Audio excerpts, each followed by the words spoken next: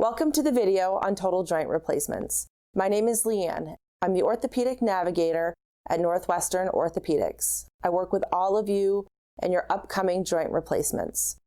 Throughout this video, you will learn what to expect on the day of surgery, how to take care of yourself after your joint replacement, some equipment that we will be using along the way.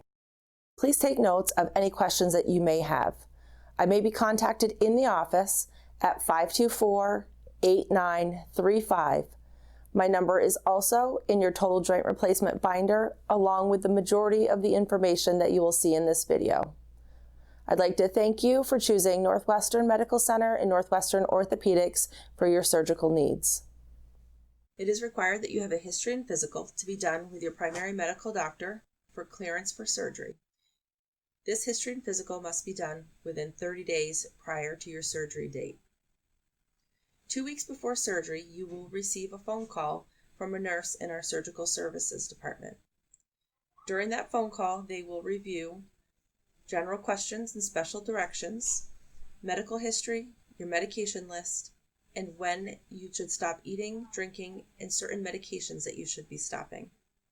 3 business days prior to surgery is when you will receive a phone call from surgical services with the time of arrival for your day of surgery. There are certain medications that you are required to stop before surgery. Most of these medications need to be stopped 2 weeks before surgery unless instructed otherwise. Medications to stop include aspirin, non-steroidal anti-inflammatories. Some examples are Aleve, Advil, ibuprofen, and Mobic. Also, some supplements we would like you to stop prior to surgery, such as fish oil. Anesthesia also may have additional medications that they require you to stop prior to surgery. The surgical service team will make sure that you are aware of those medications. Those medications will also be written on your list that you receive in the mail with all of your surgery information. Please feel free to call the office if you have any questions about certain medications. Cleaning your body before surgery. If you are having your hip or your knee replaced, we ask that you do not shave the operative leg for 5 days before surgery. When you come into the hospital to do your preoperative lab work, you will be given 3 scrub brushes. 1 will be for the morning of surgery, 1 for the day prior, and 1 for the day before that. So for example, if your surgery is on Monday, we would like you to take a shower using this scrub brush Monday morning before surgery, Sunday, and Saturday. To start, we'd like you to wash your hair and body like you normally do with regular soap and shampoo, and wet the scrub brush and then turn the water off. Wash gently from the neck down for about 5 minutes. Pay special attention to the area where you will be having surgery. Avoid contact with eyes, ears, and genitals. And then turn the water back on and rinse all of the soap off your entire body. We would like you to pack some items to bring in with you when you come into the hospital. Loose clothing for each day. If you are having your hip or your knee replaced, jogging pants, sweatpants, pajama pants, shorts, something that is loose and easy to pull up and down. If you are having your shoulder replaced, large oversized t-shirts or button-up shirts. Some supportive walking shoes, as you will be walking in the hallways as well as your room. Please make sure that you alert us to any changes in medications when you come in the morning of surgery. You can leave all your medications at home, as we will use our medications in our pharmacy. But if you do have inhalers or eye drops that you like to use at home, you are welcome to bring those in. If you use a CPAP or a BiPAP machine at night to sleep with, please bring that to the hospital with you, and also your patient total joint guidebook. On the day of surgery, when you arrive to the hospital, you will go directly to surgical services for registration. Please bring an insurance card and your photo ID. A staff member will place an ID bracelet on your wrist. This bracelet will contain your birthday and your name. Before any staff member in the hospital does anything with you, They will always be asking you your name and your birthday. This is a safety measure to ensure that we are doing the right thing for the right person. Before surgery, you will be escorted to a private room. At this point, your family may be asked to wait in the waiting room, but they will be invited back to sit with you prior to your surgery. A nurse will help you get ready for surgery by helping you into a hospital gown, taking your blood pressure, checking your heart rate and your temperature. They will be asking you a series of questions and will be starting an IV and giving you some IV fluids. You will also be given some medications that will help with pain and swelling after the surgery. And you will have the opportunity to meet with our anesthesiologist and with your surgeon for any questions before surgery. You then will be brought into our operating room. It does tend to be a little colder in our operating room, but we do have several warm blankets to help keep you comfortable. We will be placing stickers on your chest to monitor your heart during the surgery. You will also have a blood pressure cuff on your arm and an oxygen monitor on your finger. Depending on the type of anesthesia you have, you may have some oxygen tubing placed in your nostrils or an oxygen mask on your face. When your surgery is complete, we will then be moving you to our post-anesthesia care unit. This is where we will start waking you up after surgery. You will frequently have your blood pressure, heart rate, and oxygen levels checked. A nurse will be monitoring your pain level and any nausea. At this point, the surgeon will meet with your family and update them on how surgery went. If your family is unable to stay in the hospital, please leave a phone number where they can be reached. Also, you will be having x-rays taken after your surgery. Once you're alert, awake, and your pain is at a tolerable level, you will be transferred to your private room on our progressive care unit. You'll be transferred by bed to the progressive care unit. We will bring your family with you. A nurse will be in to review your past medical history and to review some questions with you and your family. Nursing staff will be in often for the first several hours to check on your blood pressure, heart rate, oxygen, asking you about your pain level, asking about any numbness or tingling you may be experiencing, and looking at your surgical incision, at your dressing, and looking for any swelling. Pain control is very important after having a total joint replacement. If you are able to keep your pain levels low, you will be able to get more rest, get in and out of bed more comfortably, and be able to do your exercises more easily. Here in the hospital, we use a pain scale of 0 to 10. 0 meaning no pain at all, and 10 meaning the worst pain you've ever experienced. A pain score of 0 immediately after surgery is not a reasonable goal. What we do ask everybody to think about is what is an acceptable score for you after surgery. Most people feel that level is between a 2 or a 3.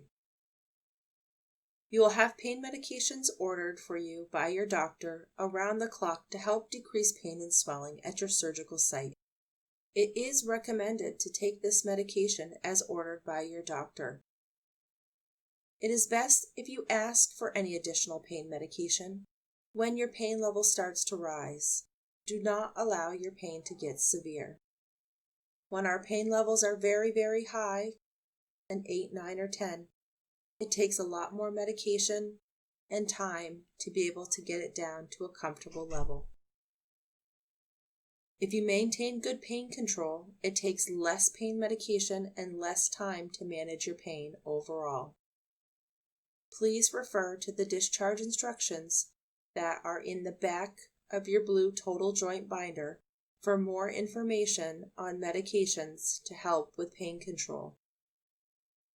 Relaxation and diversion are also helpful in decreasing pain. You may bring personal items with you to help with this, such as bringing electronic devices, being able to listen to music, reading. After surgery, when you are settled in your room, a staff member will bring you an incentive spirometer. An incentive spirometer is used to help prevent pneumonia after surgery. It helps to open up the lungs and encourages coughing and deep breathing. A staff member will show you how to use this. To start, you will take a normal breath. Place the mouth around the mouthpiece and inhale slowly and deeply, exhaling normally. We do ask that you use this incentive spirometer 10 times an hour while you are awake. If you're a television watcher, every time a commercial comes on, it's handy to grab this incentive spirometer and use it. You'll be using this in the hospital as well as at home. We do recommend using it at home, especially for the first couple of weeks while you're not up moving around as much as you normally would.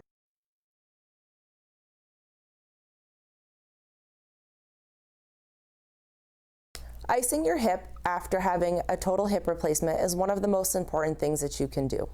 Icing is going to help decrease your pain as well as decrease your swelling. You'll want to have a couple of different ice packs so you have the opportunity to rotate them out. You're going to want to try to find an ice pack that when it melts is able to conform to your hip. You may place the ice pack wherever you feel stiffness. Some people feel the stiffness on top of their thigh. You may place it on the side of your leg or even underneath your leg if you feel stiffness behind your leg. It is recommended that you ice almost continuously for the first 3 days. After those 3 days, we still do recommend to ice 5 to 6 times a day, 20 to 30 minutes at a time. It's also important to make sure that you have a barrier between your skin and your ice pack.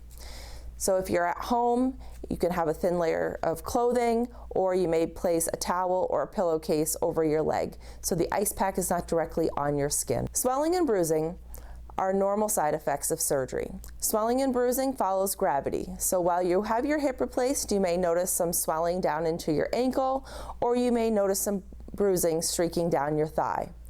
When you're icing and sitting down, we would also like you to have your legs elevated.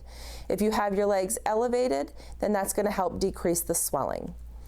Putting pillows underneath the heel and calf of your leg is going to help be able to get your foot above the level of your heart. When you're able to get your foot above the level of your heart, that's going to help get the swelling out of your legs faster.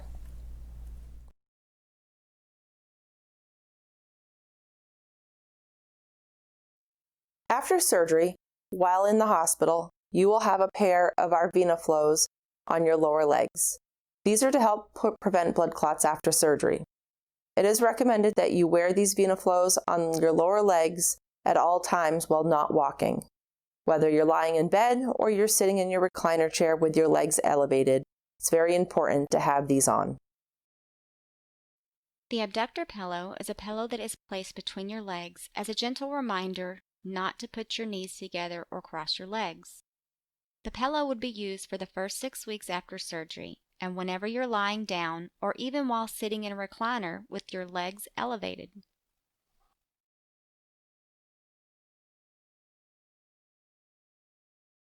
A reacher can be used to pick up items off the floor or to remove socks and shoes, and even pants without bending over.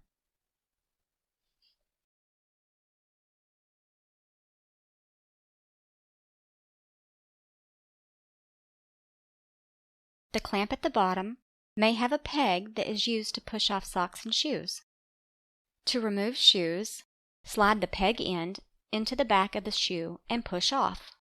To remove socks, slide the peg end into the back of the sock and push down to remove.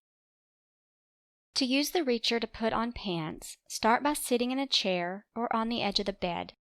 Clamp the end of the reacher onto the waistband of the front of the pants. Lower the pants to the floor. Start by placing your surgical leg into the pants leg first. Now, put your non-surgical leg in the other pant leg.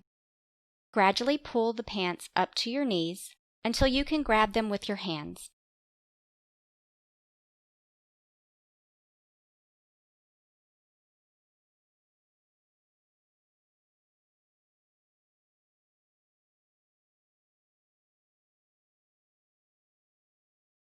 To remove your pants, stand and slide the pants down past your hips and sit. With the reacher clamped on the front waistband of the pants, push down past your knees. Step out with your non-surgical leg first. Adjust the reacher as needed. Pull the pants off of your surgical leg. Here are some tips to help put your shoes on after your surgery. Tie any shoelaces loosely before putting them on. You may consider replacing your shoelaces with elastic ones, not the ends, to prevent slipping. A long-handled shoehorn, like this one, can help you slide your foot into your shoe. To follow hip precautions, use the shoehorn on the inside of your leg. A sock aid can help you put socks on without reaching too far. You may find it easiest to use an anklet or crew socks. The sock aid consists of 2 handles, a cord, a plastic sleeve, and a foam pad that comes with the device. The foam pad may be applied to the bottom away from the cord. This helps hold the socks in place. To use the sock aid, start by sitting with your feet on the floor. Rest the sock aid in your lap, cord side against you.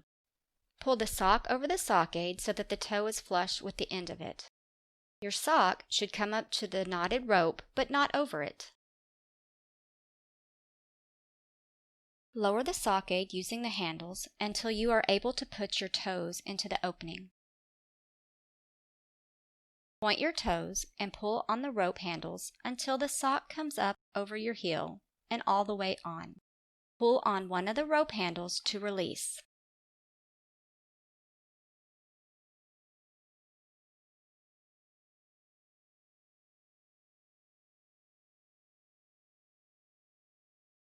Please make sure to bring your own reacher and sock aid to the hospital with you so that we can work with you on how to use them. You will likely leave the hospital using a walker. However, occasionally people are ready to use a cane if their strength and balance allow. While in the hospital, your physical therapist can help you adjust your cane or walker to the correct height. If you already have a cane or walker at home, you will need to make sure that it is at the correct height for you. To measure the correct height for a walker, you will need to place the walker right in front of you. Stand up as straight as you can, with your arms resting at your side. The handle of the walker should be at the height of your wrist. This will allow you to keep a slight bend in your elbows when you are walking with your walker. To measure the correct height for your cane, make sure you are standing up as straight as you can with your arms resting at your side. The top of the cane should be in line with your wrist.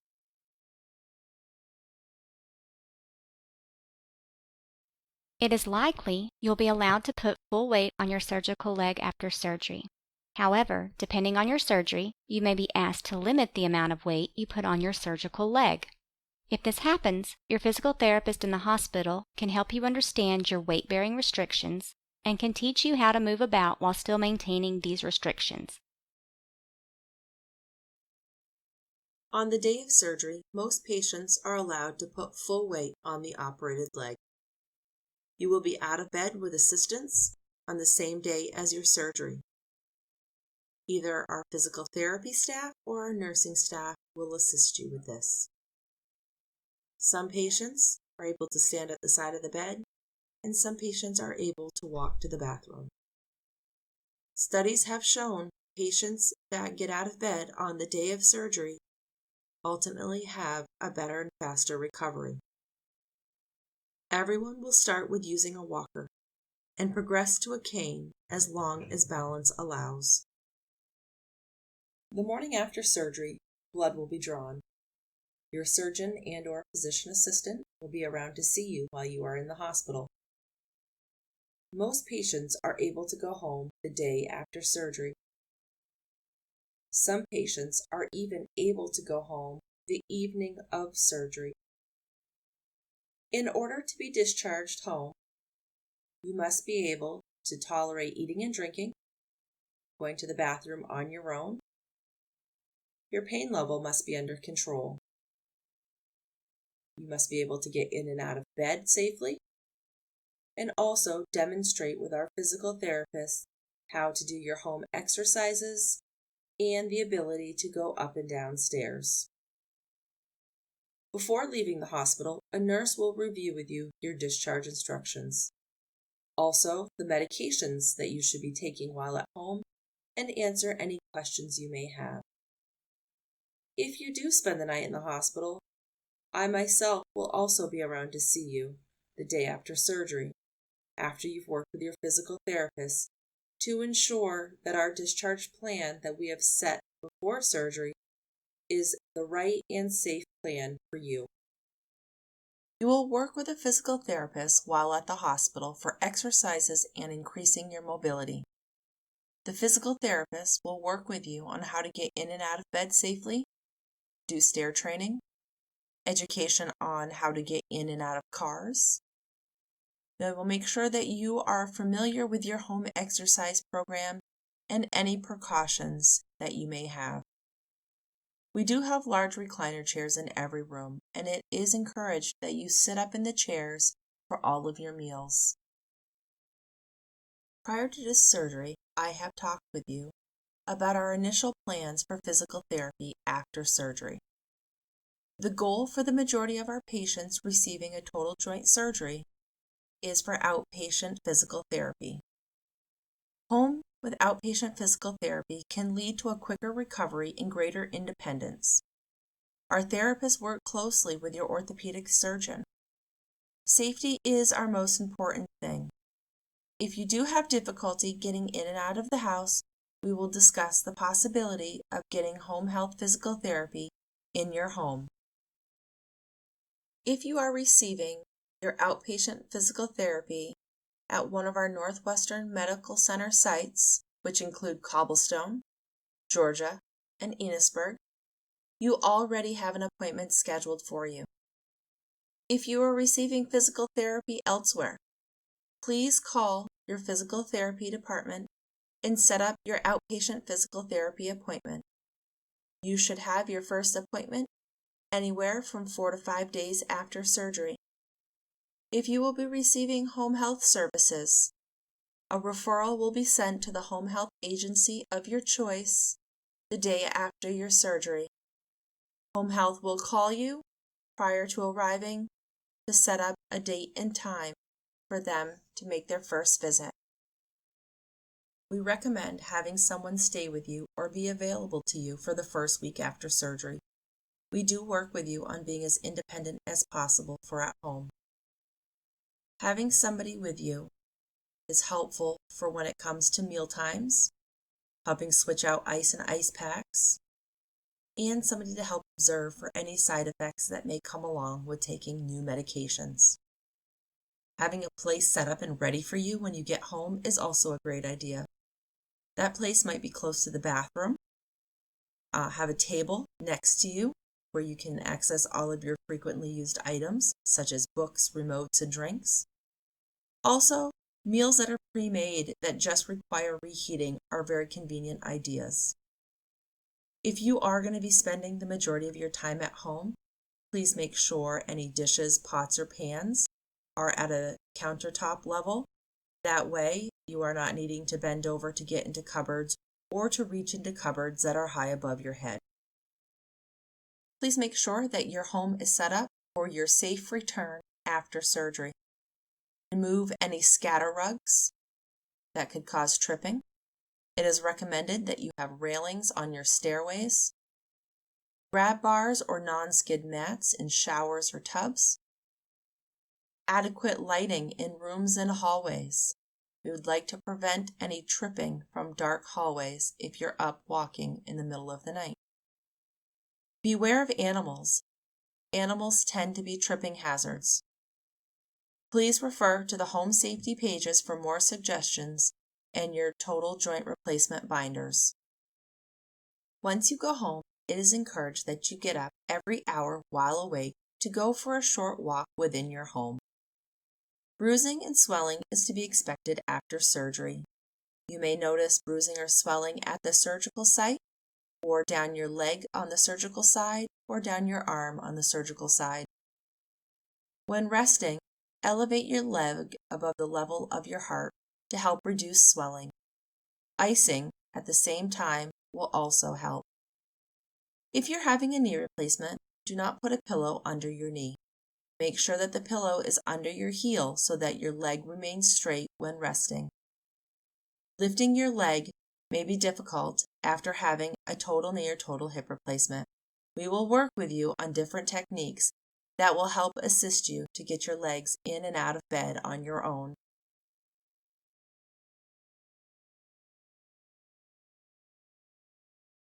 After surgery, you will have a dressing in place that will look similar to this. This dressing needs to stay in place for 1 full week. Your physical therapist will then change your dressing and replace with the same type of dressing. That will remain in place for 1 additional week. At the 2-week mark, this dressing will be removed completely. You may shower as soon as you feel comfortable enough for standing in the shower for that amount of time. We do ask if you shower that you cover this dressing up to help protect it from the water. Some people like to cover the dressing with plastic wrap, or press and seal also is a good choice. We do recommend no swimming in pools, soaking in hot tubs or bathtubs for at least 2 weeks after surgery. It is important that your surgical incision skin is healed before you go into any large bodies of water. The purpose of physical therapy during your stay in the hospital is to improve flexibility and strength of the surgical joint or leg. It is to teach you the most efficient and safe way to get in and out of bed, stand up, and sit down, and to teach you how to walk using an appropriate assistive device, whether that is a walker or a cane, and to navigate stairs if necessary. It is also to assess your overall safety and independence in order to make recommendations for discharge planning. The physical therapist accomplished these goals using mobility techniques, appropriate equipment, and stretching and strengthening exercises. Research has shown that the sooner you are mobilized out of bed after surgery, the better as far as avoiding complications and promoting a quick recovery. A physical therapist will see you as soon as possible after you're transferred to your room. You will have physical therapy every day while you are in the hospital. The following videos demonstrate the mobility tasks and exercises the physical therapist will be doing with you.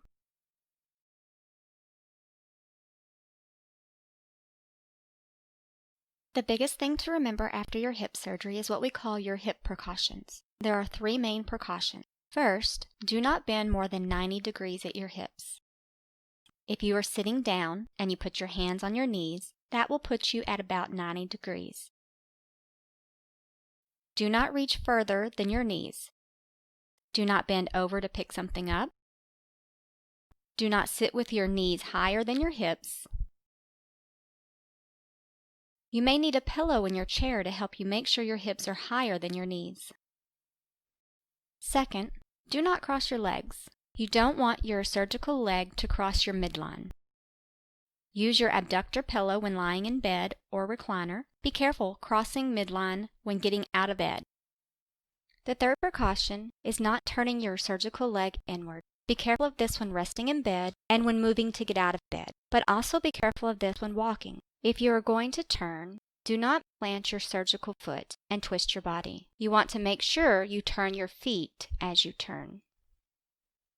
The next video will demonstrate how to get in and out of bed after your surgery. You'll want to remember your hip precautions and maintain them while getting in and out of bed.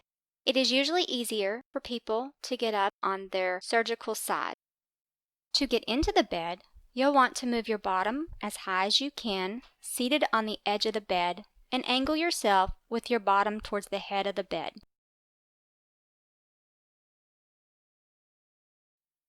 Bring your non-surgical leg onto the bed and then bring your surgical leg in while leaning back on your hands.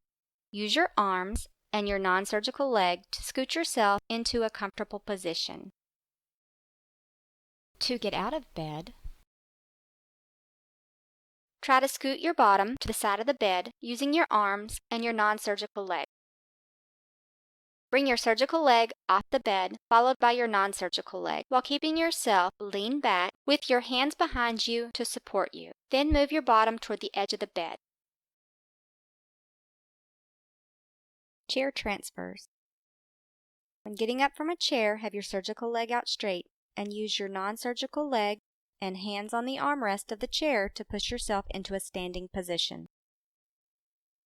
When sitting down into a chair, put your surgical leg out ahead of your non-surgical leg. Then reach back for the armrest with your hands and use your arms while bending your non-surgical leg to lower yourself into the chair. When going upstairs after surgery, make sure to hold on to the handrails. Go up first with your non-surgical leg and then bring your surgical leg to the same step. Continue this pattern until you have finished climbing the stairs. To go down, you will do the opposite and bring your surgical leg down first and then bring your non-surgical leg to the same step. Doing it this way allows your non-surgical leg to always be doing the difficult work and having to do the bending. Some people remember this by saying, up with the good and down with the bad.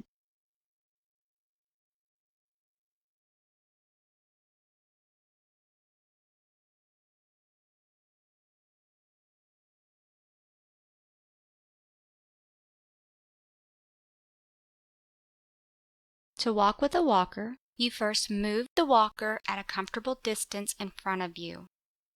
Next, move your surgical leg towards the walker, then take a step with your non-surgical leg. Make sure to hold your head up and look straight ahead. When using a walker to back up to a chair, you will first start by moving your non-surgical leg back towards the chair, followed by your surgical leg, and then finally the walker. Never let the walker get too far ahead of you.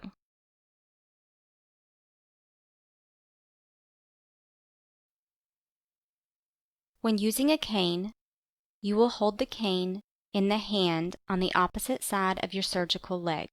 So, if your surgery was on your left leg, you would hold the cane in your right hand.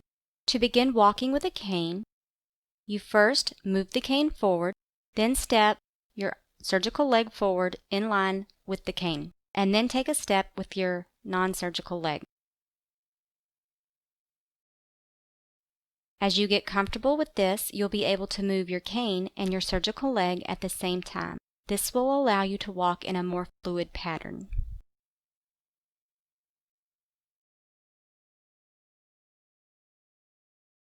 The first exercise is ankle pumps.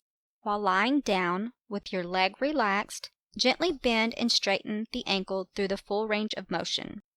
To do this, you will first start by pulling your toes towards your nose. And then you will push your toes down like you're pressing on the gas pedal of a car. Repeat exercise 10 times every hour. Isometric buttock exercises. While lying down, tighten your buttock muscles and hold for 5 to 10 seconds. Then relax and repeat 10 times. Repeat this exercise 3 times a day. The next exercise is called a straight leg raise. While lying on your back, bend your knee on your non-surgical side. Straighten your knee on your surgical side, tighten your thigh muscle, and lift your leg off the bed. Hold this position for 5 to 10 seconds and repeat 10 times.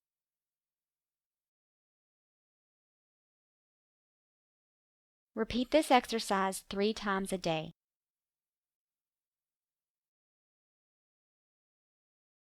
The next exercise is a groin stretch. This exercise is performed while lying down. Bend your knees and slide your heels halfway towards your buttocks. Let your knees fall apart, relax, and don't hold your breath as you stretch. Hold for 15 to 30 seconds, then relax.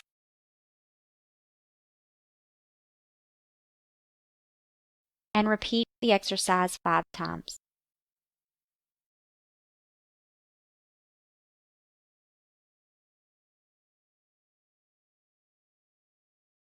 Repeat this exercise 3 times a day.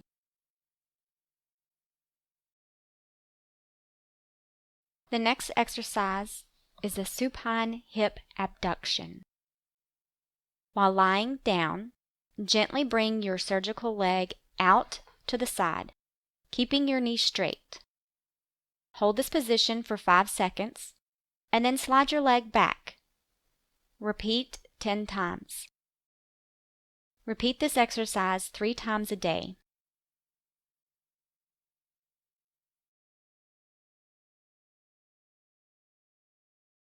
This last exercise is a standing hip abduction. Stand up straight, facing a countertop or other solid object. Hold onto the countertop firmly with both hands. Shift most of your weight onto your non-surgical leg as you lift your surgical leg out to the side. Remember to stand up straight, don't lean sideways. Hold this position for 5 to 10 seconds, and then slowly relax.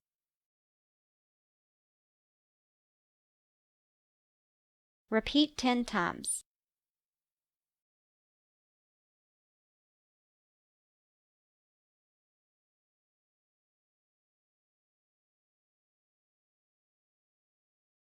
Repeat this exercise 3 times a day.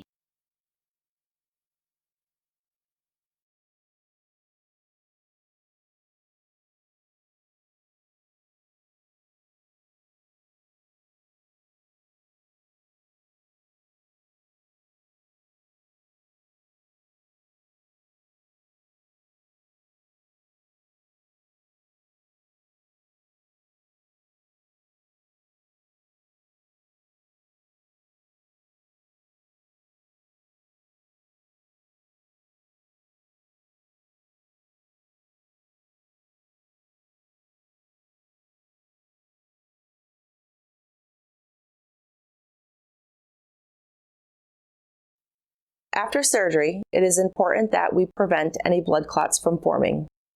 When blood clots form, they form in the calves of our legs. The risk of this is that blood clot could then travel to your heart, your brain, or your lungs, causing death, heart attack, or strokes. Having a total joint replacement surgery increases your risk of having a blood clot. Also, not getting up and walking around as you normally do also puts you at a higher risk. We like to prevent blood clots, 1, by having you take an aspirin after surgery once a day. If you normally take blood thinners, we will restart you on your regular blood thinners after surgery. Getting up and going for a short walk around your home will also help circulate the blood in your body.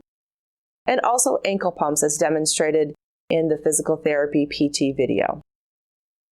One way that we like to prevent blood clots is using our home compression devices. Our home compression devices will be delivered to you while you're in the hospital after surgery. You have been prescribed a triple play VT home care kit to use after surgery because your physician has identified you as a high risk for DVT, or deep vein thrombosis. Without proper preventative care, DVT can be the catalyst for several life-threatening complications. DVT is a blood clot that forms in one of the body's deep veins, usually in the lower leg. This clot, if not avoided, can travel to the lungs and trigger a pulmonary embolism. This can cause chest pain, severe breathing problems, and even death. Annually, DVT cases result in 300,000 deaths. That's more fatalities than breast cancer, AIDS, and highway accidents combined. Those at the highest risk for DVT are patients who are recovering from surgery.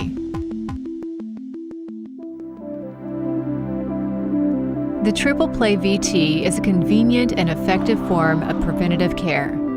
The sleeves use alternating sequential compression on the lower legs to stimulate blood flow during periods of immobility, greatly reducing your risk for DVT. Unlike prescription medication, this mechanical compression is safe and effective therapy with no side effects. The lightweight triple play VT and calf sleeves are comfortable and easy to use at home after your surgery.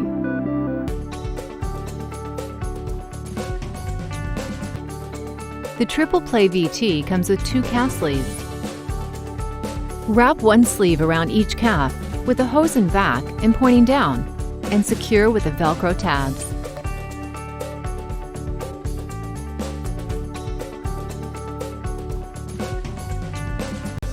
The sleeve should fit snugly.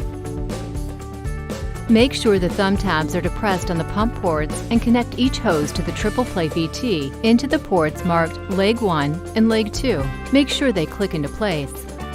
Press and hold the power on/off button until the display reads on. This will automatically start both DVT ports. You will feel the compression begin, alternating between legs. The pressure should be comfortable and not too tight. At the end of your prescribed treatment period, return the machine and power cord in the prepaid address mailer using the instructions in your kit. If your triple play VT unit will not turn on, the battery may not be fully charged. Connect the power adapter to the unit and plug into a wall supply for a fresh charge.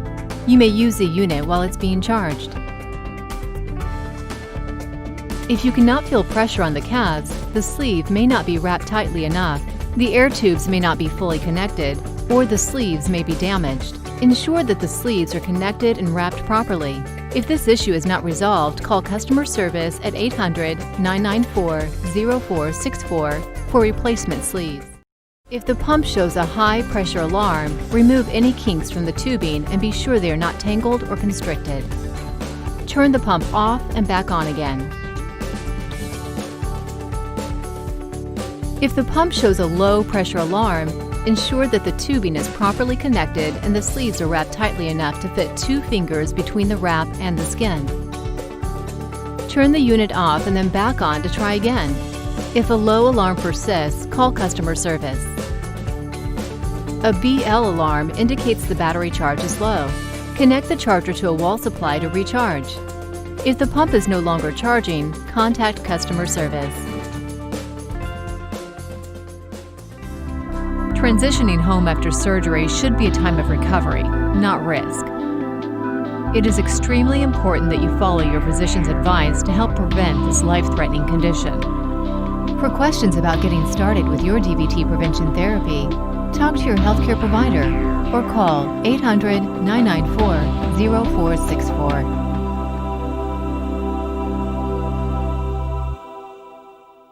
The home compression devices are ordered by your surgeon to be worn after surgery.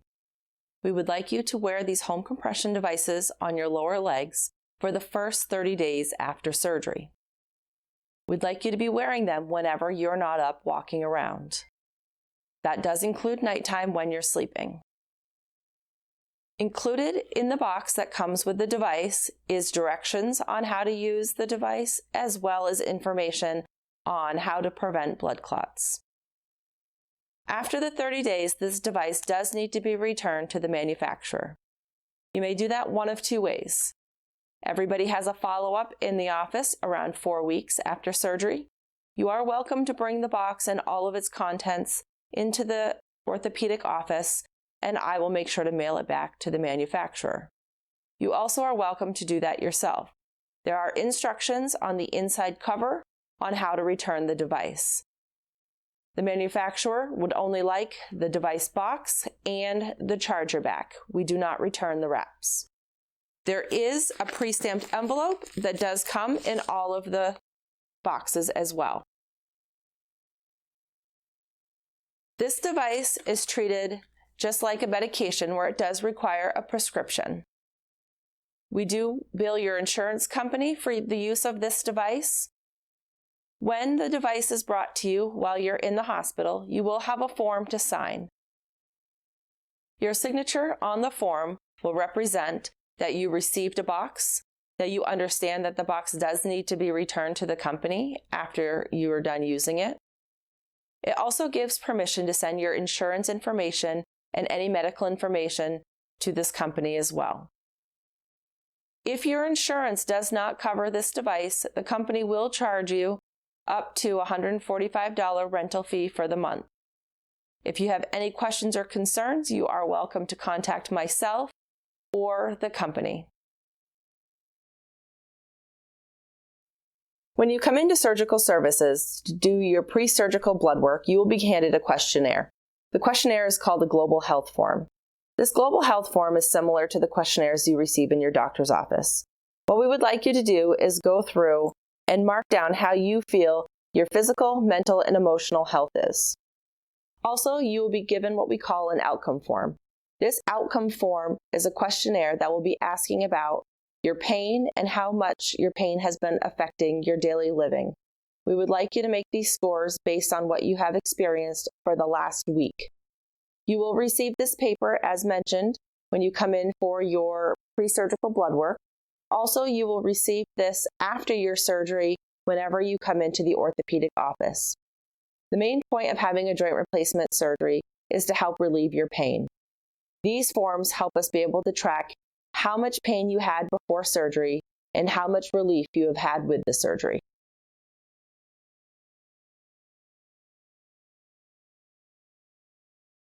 So hi there, I'm Katie Montang, one of the anesthesiologists, here to talk to you about the anesthesia side of things for your upcoming joint procedure. We generally talk about the different types of anesthesia that you can have for your joints, specifically hips and knees. There are two different kinds. We have spinal anesthesia and general anesthesia. And most people are familiar with general anesthesia and comfortable with general anesthesia, which means that you will have a breathing tube in place. You won't be aware of it going in, you won't be aware of it coming out. But typically the side effects that we talk about are sore throat, nausea, vomiting, just kind of feeling groggy. But all in all, it's, safer than driving your car here. And in that sense, people generally have either had it or known somebody with it and are pretty comfortable with knowing what general anesthesia is. The other type of anesthesia is spinal anesthesia, which for joint procedures such as knees and hips, we will typically try to talk you into. The safety of having spinal anesthesia is threefold. One, there's less chance of blood clots after surgery. There's less bleeding during the surgery. And then lastly, and probably our most favorite, is the pain control after the fact. So what happens during spinal anesthesia, you come into the OR, we give you a little medication to make you not care so much about what's happening around you. We wash your back off in an antiseptic solution, numb your skin up, and then place the spinal medication right into the spinal fluid. That gets you numb from about the belly button down, and then we'll position you on the OR table and start sedation. So one of the questions I get the most is, if I have a spinal anesthetic, does that mean I have to be awake? No, you do not have to be awake. You'll be sedated. You may hear what's happening in the OR, which sometimes people are like, oh no, I don't want to hear anything that's going on. So I won't guarantee that you won't hear, but I will guarantee that if you do hear something, you probably won't care about it. And then we know to turn the sedation up a little bit more. The nice thing about the spinal is that that's keeping you nice and numb for the procedure. The sedation's keeping you relaxed and comfortable, but then once the bandages are going on, we can turn that sedation off and you're feeling like yourself and your kind of mind is much more clear than under general anesthesia. The risks of nausea, vomiting are less with a spinal anesthetic. And like I said, the pain control. So once we wake you up and we're heading to the recovery area, even though you're awake and feeling, much to yourself again, that spinal is still on board a little bit, so the numbing effect is still on board. As that spinal wears off gradually in the recovery room, you're able to tell your nurse that the pain is kind of eking back through, and we can titrate pain medication in slowly instead of trying to play catch up, which sometimes we have to do under general anesthesia. The other nice thing is that our orthopedic surgeons use a medication called Exparel. So as they're closing, they'll put in some Exparel, which is a local anesthetic that emits over time. The manufacturer will tell you about 96 hours. We say, from our experience, more like 72, so 3 days. So oftentimes you're actually home by the time that Exparel is wearing off. And sometimes people will be like, oh, I must have overdone it with physical therapy. Typically, it's probably that the Exparel is wearing off. So spinal anesthesia is not without risk either. We'll be poking your skin with something sharp anytime we do that. There's a risk of bleeding or infection. We're working near your nerves, so there's risk of nerve injury. It's like 1 in 50,000, so pretty slim but not zero. And anything we give you as anesthesia providers tends to make your blood pressure and heart rate go down. Anything surgeons do to you tend to make your heart rate and blood pressure go up. Anytime there's that risk for fluctuation, there's a risk for heart attack or stroke. Our job is to keep you nice and steady. So, we have to tell you about the risks. So those are very, very remote risks. And like I said, generally anesthesia that we're providing for you is safer than getting yourself to the hospital. So those are the things that we can provide, and that we work with our orthopedic surgeons to keep you safe and make the best anesthetic choice on the day of your surgery. But certainly any questions you have, you can tell your orthopedic surgeon to ask us and we can give you a call, or you can ask us on the day of surgery.